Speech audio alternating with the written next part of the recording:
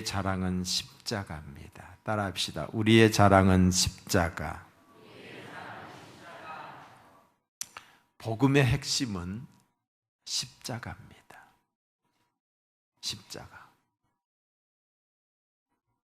우리가 예수를 믿음에 있어서 이 십자가 사건에 대해서 여러분이 불신하거나 내 것으로 받아들이지 않는다라고 한다면 신앙생활 하는 게 아니에요.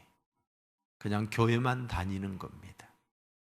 복음의 핵심은 십자가예요.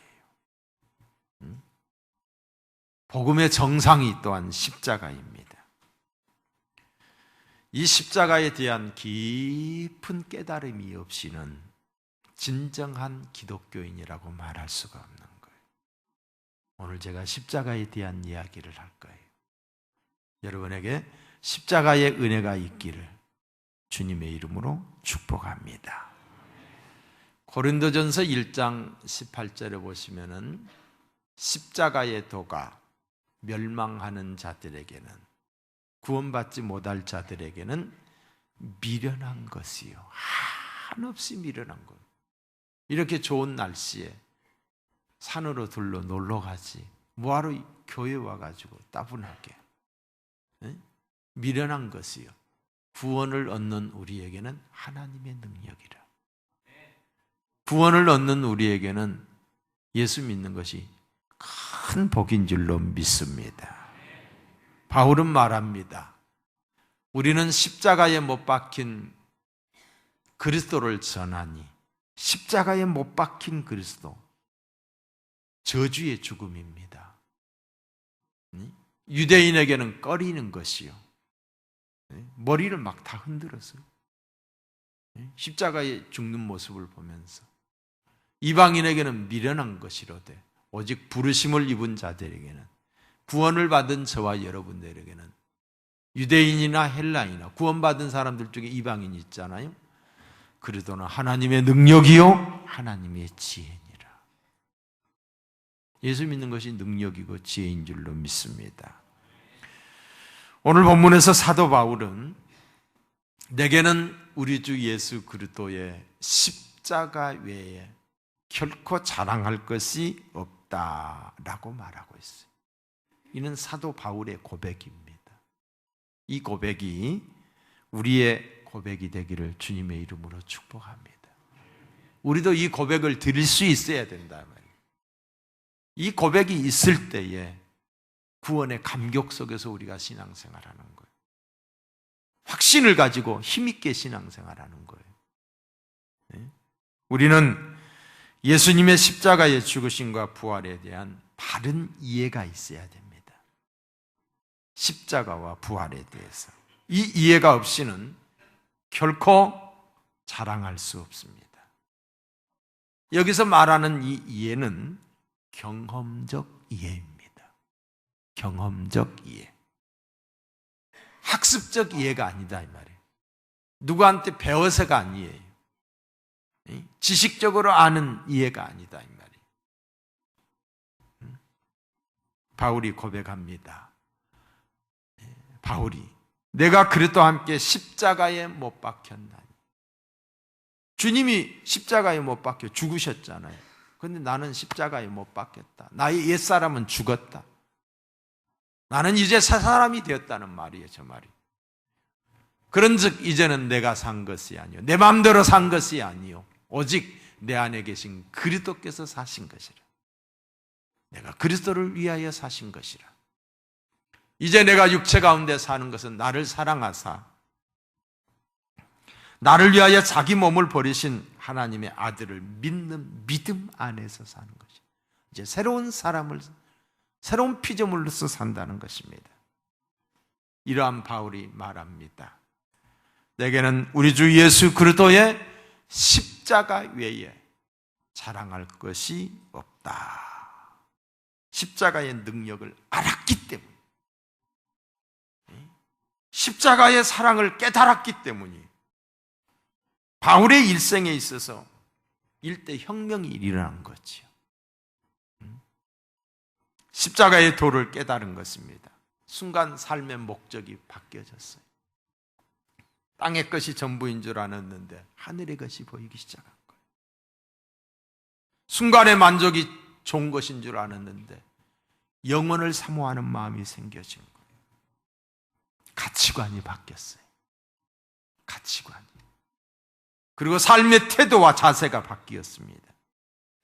뭘 통해서? 부활하신 주님, 그 주님을 만남으로 말미암아서 이전에 귀하게 생각했고 자랑했던 것들이 이제는 해로 여길 뿐만 아니라 배설물과 같이 여겼다. 이전에 그렇게 좋았던 것들이, 그의 로마의 시민권, 그의 학문적인 이런 배경, 혈통의 이런 것들이 그렇게 귀하게 여겨지지 않았어요. 자, 예수 그리스도의 십자가 외에는 자랑할 것이 없다. 여러분, 예수님이 십자가만 여러분, 예수님에게는 자랑할 게 많아요. 그렇죠? 예수님의 가르침. 예수님의 가르침은 지금도 모든 사람들이 그 가르침을 귀하게 여기고 있잖아요. 예수님이 행했던 기사와 이적, 능력 뿐만 아니라 그 주님의 성품, 온유하고 겸손하신 성품, 이 모든 것들이 자랑거리예요. 그러나 이 모든 것은 핵심이 아니에요. 예수님이 이 땅에 오셨던 핵심이 아니다. 가르치려고만 온 게 아니에요. 기적을 행하러 온 게 아니다 이 말이에요. 뭐하러 오셨느냐? 구원자로 오셨어요. 이런 것들은 복음의 변들입니다. 복음의 핵심은 십자가와 부활입니다. 십자가의 죽으심. 우리 주님이 십자가에 죽으셨어요. 그리고 죽었다가 살아나셨어요. 부활. 이것이 복음의 핵심입니다. 십자가의 사랑과 부활 능력입니다. 이것이 여러분의 감격이 되고 여러분의 기쁨이 될 때에 죄악을 이길 수가 있고 주님 앞에 쓰임받게 되는 줄로 믿습니다. 당시의 십자가는 죄인을 처형하는 극악한 형틀이었습니다. 형틀, 죄인을 처형하는 형틀. 가장 끔찍한 형틀이었습니다. 정치범, 특별히 반로마, 로마에 대한 반한 세력들을 처형하는, 그리고 살인자를 죽이는 극악한 형벌로 극형이었습니다. 극형. 너무도 끔찍하고 너무도 잔인했기 때문에 로마인에게는 이 형벌을 가하지 않았어요. 단지 피지배 국가인 그런 나라에서만 이런 그 형을 내렸던 거예요. 십자가는 저주받은 죽음의 상징입니다. 성경에 그렇게 나와 있어요. 갈라디아서 3장 13절을 보면은 그리스도께서 우리를 위하여 저주를 받은 바 되사. 예수님께서 어디서 저주받은 거예요? 십자가의 죽음이 저주받은 죽음이에요. 율법의 저주에서 우리를 속량했으니 우리가 하나님의 법을 어기고 살았는데 예수님이 저주의 십자가를 지시면 우리를 속량했다는 거예요. 속량. 우리의 죄를 다 대신했다는 거예요. 기록된 바 나무에 달린 자마다 저주 아래 있는 자라 하였습니다. 죄값으로 나무에 달렸어요. 근데 예수님은 죄가 있어서 달린 게 아니다 이 말이에요. 우리의 죄, 우리가 받아야 될 저주를 주님이 대신 받으신 거예요. 십자가는 고통과 아픔의 상징이었습니다. 십자가의 형벌은 나무로 된 대형 십자가 형틀에 양손과 양발에 못이 박혀 높이 매달려, 높이 장대 높이 매달려 양손과 양발에 못이 박혀 온몸의 무게중심이 못에 박혀 있는 거예요. 살이 찢어지는 거예요. 몸속에 있는 피가 서서히 흐르면서 시시각각으로 죽음에 이르는 고통을 당하는 극악한 처형이 바로 이 십자가의 처형입니다.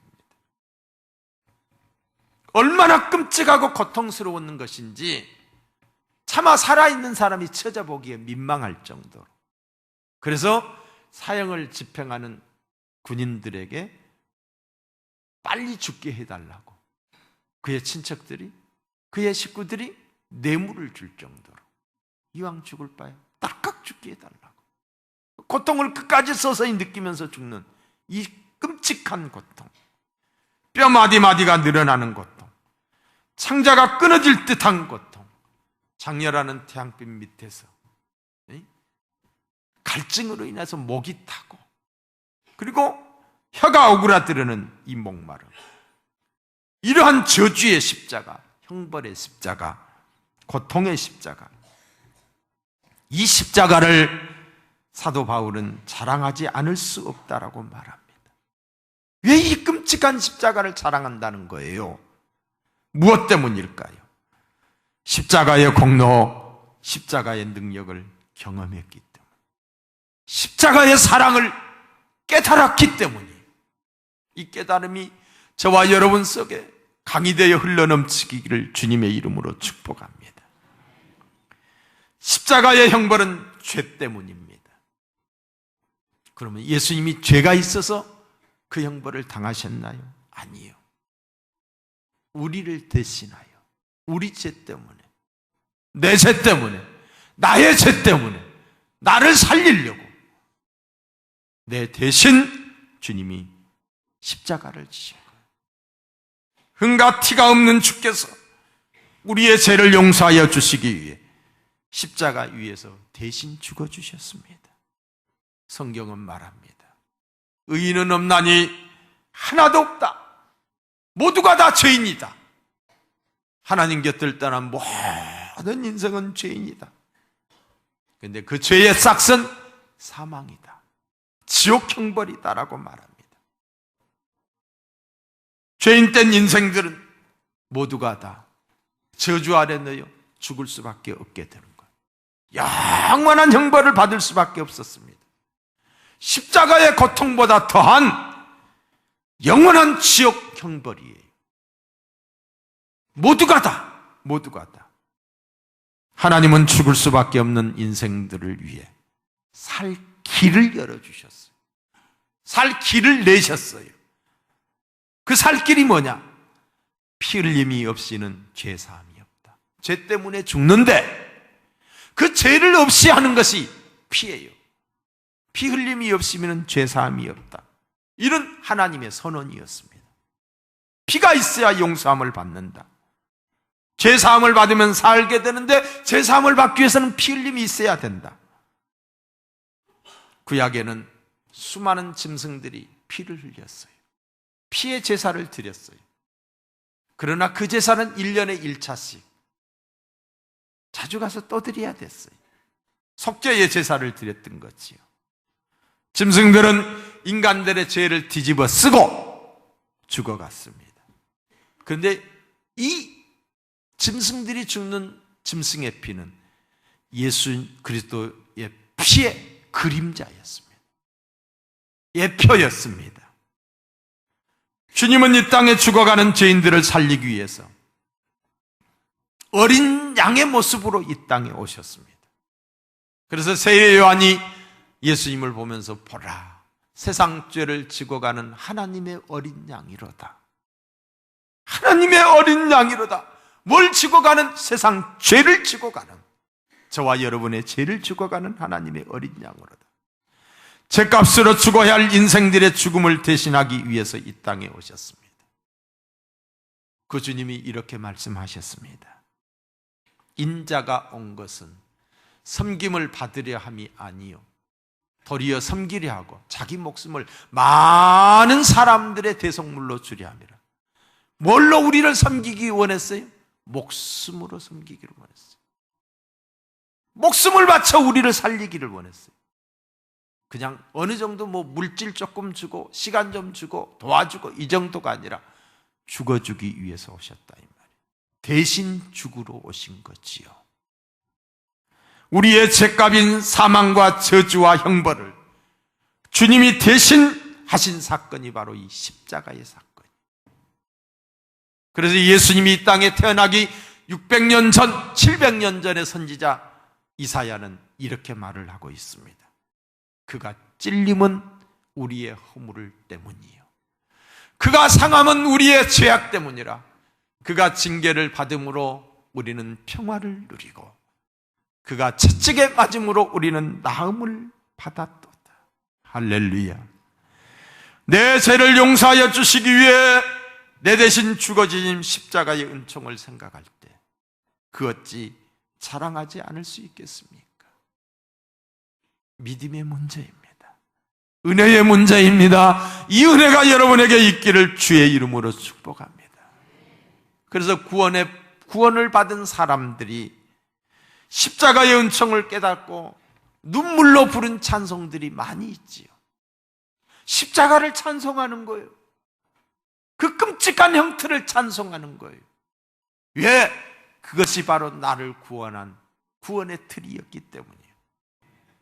에베소서 2장 16절에 보시면은 십자가로 이 둘을 한 몸으로 하나님과 화목하게 하려 하심이라.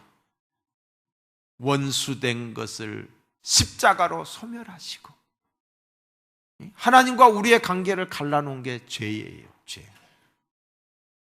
죄 때문에 하나님과 우리가 관계가 멀어져 버린 거예요. 근데 예수님이 십자가로 우리의 죄를 소멸하심으로 하나님과 우리의 관계를 화목하게 하심인 줄로 믿습니다. 성경은 이렇게 말합니다. 우리가 아직 죄인 되었을 때에, 죄로 말미암아 죽을 수밖에 없을 때에 그리스도께서 우리를 위하여 죽으심으로, 저와 여러분을 위하여 십자가에 못 박혀 죽으심으로 하나님께서 우리에 대한 자기의 사랑을 확증하셨느니라. 예수님을 죽게 하시면서까지 우리를 사랑했다는 거예요. 여러분 가슴에 와닿으시면 아멘 하시기 바랍니다.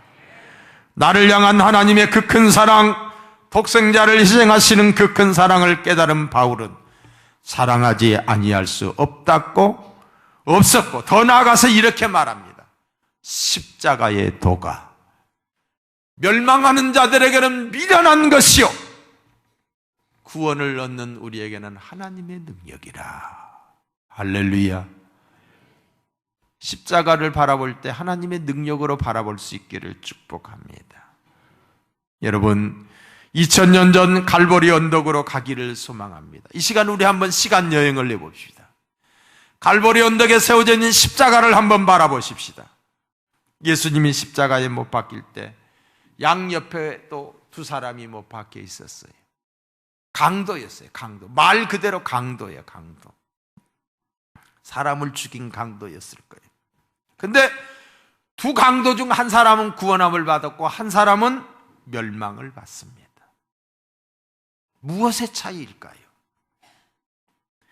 이는 자신의 죄인됨을 고백했기 때문이에요. 한 강도가 구원받은 것은 자기가 죄인임을 알았기 때문입니다. 그는 당시 법으로도 십자가의 형을 받을 만큼 끔찍한 죄를 저지른 흉악한 사람이며 자기 스스로도 죽어 마땅한 죄인임을 고백할 만큼 사악한 사람이었어요. 양쪽에 있는 사람들이. 그런 사람이 주님이 죽음 직전에, 자기가 죽기 직전에 믿음의 눈으로 주님을 바라봤던 거예요. 예수님이 죄 없는 하나님의 아들이심을 그가 깨닫게 된 거예요. 죽음 직전에.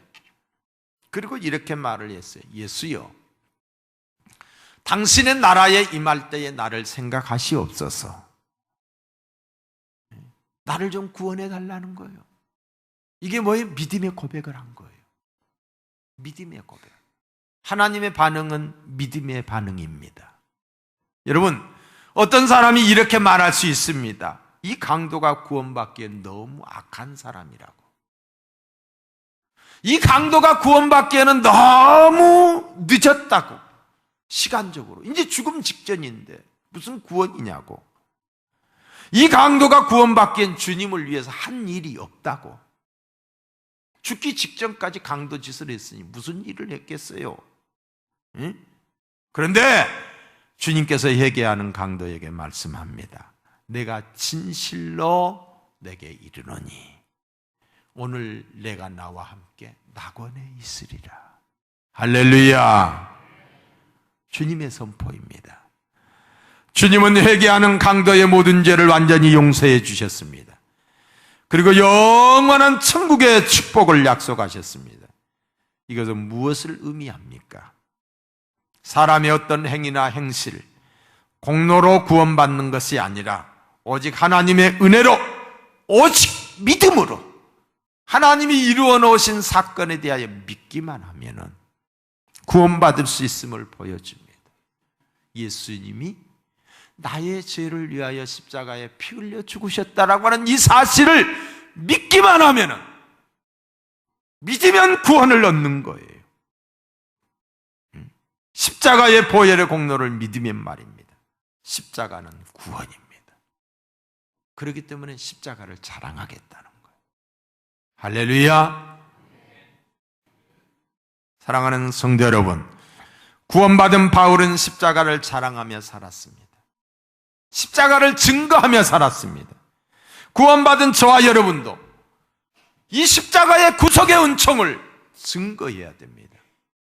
예수 믿으면 구원받는다고, 예수님이 우리의 죄를 위하여 십자가에 못 박혀 죽으셨고 죽은 자 가운데서 3일 만에 부활했다라고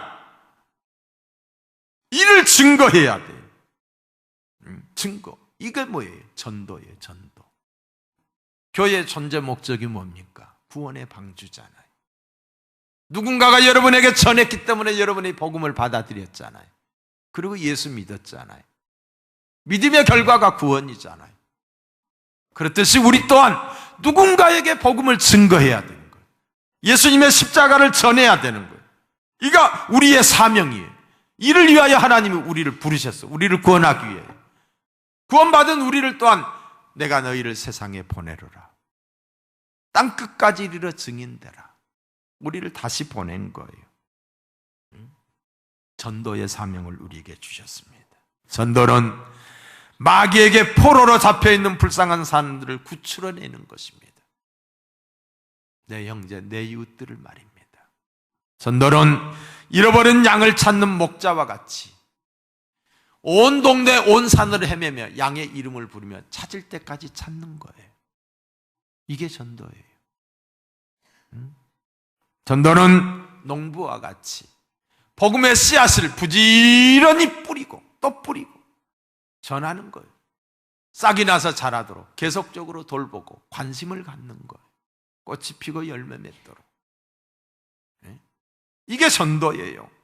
전도는 하나님의 성령이 역사하지 않으면 아니 되는 것이므로 전도할 수 있는 담력을 주시도록 기도하고 전도 대상자를 만날 수 있도록 기도하며 전도할 때 마음문을 열어 전도의 열매가 맺힐 수 있도록 기도해야 하는, 전도는 기도로 하는 것인 줄로 믿습니다. 우리가 먼저 기도해야 돼요. 오늘 저녁에 제가 드릴 말씀도 예수님이 십자가를 지시기 전에 먼저 했던 게 뭐예요? 기도예요. 십자가의 고통을 견딜 수 있었던 것은 기도가 우선했기 때문에 우리가 기도하면은 전도의 사명을 감당케 할 줄로 믿습니다. 십자가가 자랑이 되게 하실 줄로 믿습니다. 여러분, 우리 모두 십자가를 자랑하는 성도가 되십시다. 전도하는 성도가 되어 전도하는 교회가 되어 대전의 1%를 주께로 인도하는 저와 여러분, 이 사순절 기간이 되기를 주의 이름으로 축원합니다. 기도.